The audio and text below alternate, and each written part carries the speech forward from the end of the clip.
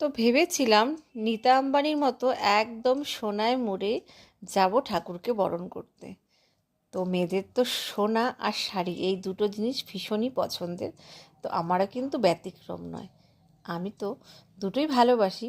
যাই হোক, নীতা আম্বানির কথাটা না হয় ছেড়েই দিলাম। আমরা তো খুব সাধারণ মানুষ, তাই সাধারণভাবে থাকতেই ভালোবাসি। তো সুন্দর এই লাল শাড়িটা পরে গিয়েছিলাম মাকে বরণ করতে। আর বছরে এই একটা সুযোগ কি আর হাতছাড়া করা যায় বলো? তো মাকে কিন্তু বরণ করে নিচ্ছি। আর তার পাশাপাশি আরেকটা কথাও তোমাদের বলি, এই যে লাল শাড়িটা দেখছো, এটা হলো আমার ভাত কাপড়ের দিনের শাড়ি।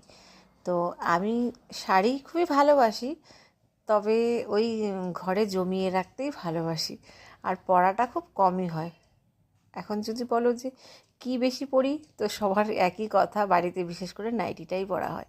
তো এই শাড়িটা ছিল আমার ভাত কাপড়ের দিনের শাড়ি। তো সেটা পরেছিলাম একবার, আর এই পরলাম আরেকবার, মানে মোট পরা হলো দুবার।